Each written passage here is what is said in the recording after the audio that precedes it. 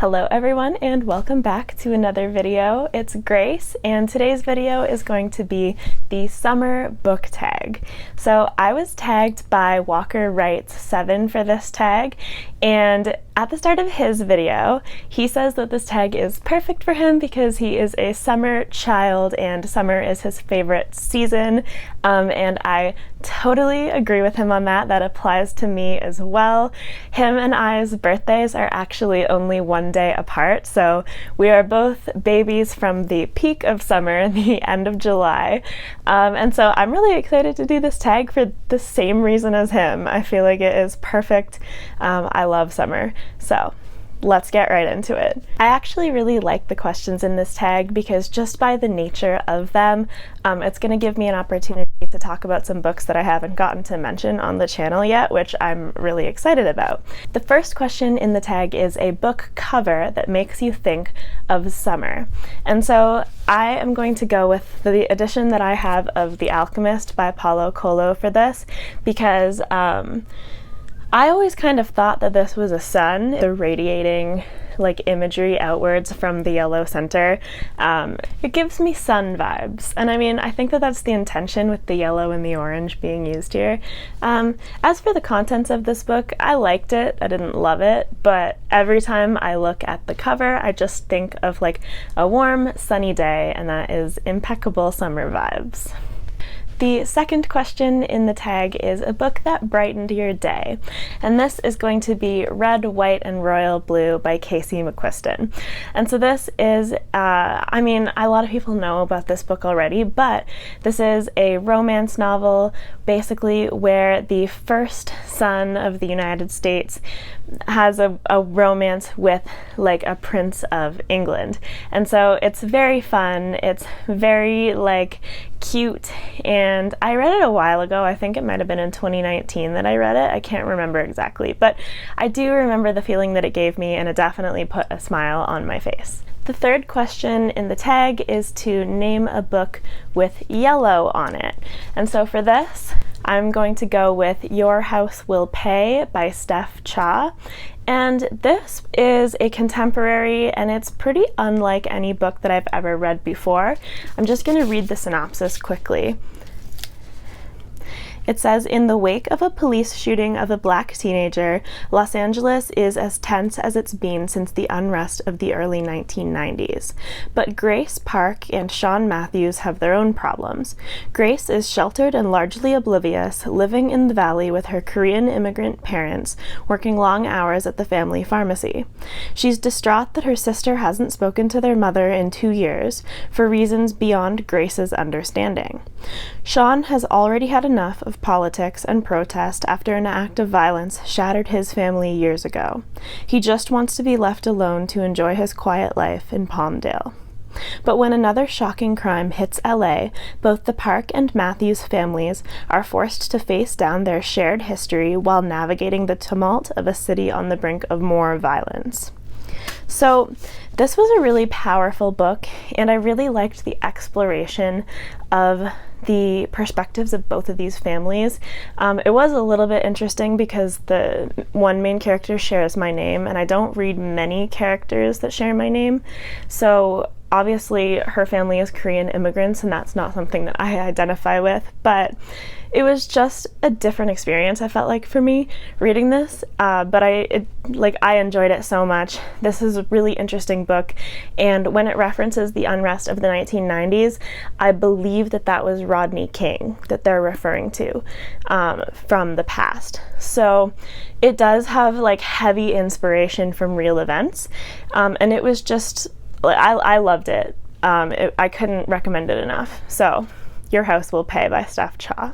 Okay, the fourth question in the tag is your favorite summer beach read, and I don't really know how to answer this one just because I don't really bring a book based on like the feeling that it's going to give me reading on the beach or whatever. I would just bring whatever book I'm currently reading to the beach, like regardless of what it is, and then just read it on the beach.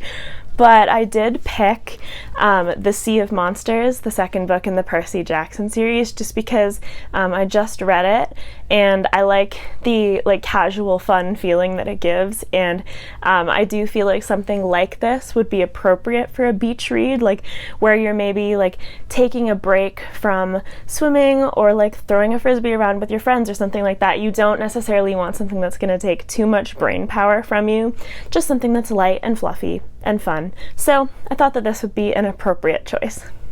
The fifth question in this tag is a book that had you running for the ice cream truck, which Walker interpreted as an anticipated release, and I like that interpretation, so I'm going to interpret it that way as well. And then in his description, he had bonus points if it's a book that actually comes out this summer. So the one that I'm going to go with for this, because I thought that it would be perfect for a couple of reasons, is going to be She Who Became the Sun. And I'll put the cover right up here so you can see it. And the reasons that I thought that this would be perfect for this question is, well, one, it has the word sun in the title, and it has a yellow cover, so the summer feeling is just like pervasive. I love it. And then the other reason that I thought this would be perfect is because it has July 20th listed as its release date, which is only 2 days before my birthday. So like I mentioned, summer baby. So this book just has so much going for it. I was already anticipating it. In the description of the book, it says that it's supposed to be Mulan meets the Song of Achilles, both of which I love, and it's inspired by the Ming Dynasty. And like everything in the description of the book and everything about it just sounds like something that I'm really gonna enjoy, and I'm really looking forward to it. The sixth question in the tag is what book left you with a bad ending? And I'm assuming this is because we don't like it when summer ends, so it's a bad ending. Not sure. But this is hard because I can't really think of many books that I've read where I just hated the ending. Like, if I'm not enjoying a book, I'm probably not enjoying like the majority of the book. But I've been pretty lucky recently. I've been reading things that I've really been enjoying. The one thing that did come to mind, though, was Room by Emma Donoghue. I had a lot of mixed feelings about this book just because I thought that the pacing was going to be different, and I thought that events were going to play out differently from what they actually did. And I was kind of hoping to end on a more hopeful tone in this book. So while I still liked it, it wasn't quite what I expected, and it left me with a lot of mixed feelings. So I feel like that fits well enough into this question. Okay, the seventh question in this tag is what book gave you the happiest feeling when it ended? And I was going to try avoiding mentioning this book in this video because I've talked about it so much already, but I'm just going to very quickly say The House in the Cerulean Sea, because when I think about a book that I've read recently that really gave me like the warm fuzzies, this is the one that immediately comes to mind. And I tried to think of another one, but I just feel like this fits the best, and it also fits really well in the summer tag because it kind of has the like ocean sunset cover. It really just gives me the feelings of summer. So I won't go into it, but The House in the Cerulean Sea definitely gave me a happy feeling when I finished it. The eighth question is what book cover reminds you of a sunset? And a couple of these books could actually apply to this, but the one that I have chosen is Death on the Nile by Agatha Christie, because you really have like a summery feel. This book is taking place along the Nile River, which is a very like hot atmosphere. Like, you have the feeling of summer, and it literally looks like it's a sunset. Like, you have these palm trees silhouetted on the cover. So this fits very well into that. And the whole book kind of just reminds me of summer as well. And then the very last question in this tag is what is a book series that you would like to read this summer? And my desire to read the series that I'm going to say, which is going to be The Faithful and the Fallen by John Gwynne, really has nothing to do with the books feeling like summer at all. It really just is the fact that I read Malice in the month of May, and I'm really just clamoring to get on with the series. My TBR is pretty full for the month of June with the readathon, but I really hope that I can jump back into that in July and that I will enjoy it, and I think that that would be a fantastic way to spend my summer, is getting through that series, so I'm really looking forward to it. Okay, so we've gotten to the end of the tag, so I guess I have to tag a few people.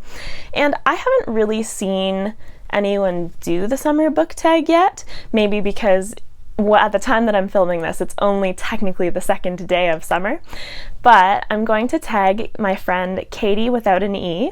I'm going to have her channel linked down below. Definitely go check it out. The other person that I'm going to tag is Ben at Overly Average Ben, whose channel I will also have linked down below, because he has the I don't even have a word for it, but his take on tag videos is, let's just say, fascinating. So I want to see what he does with this one. So hopefully both of you guys are down to do this tag. I don't think that either of you have been tagged. So yeah, I hope that you enjoyed this video. That is going to be it for this one. Like if you liked it, subscribe if you want to see more from me, and thank you so much for watching, and I hope that you have a fantastic rest of your day. Bye!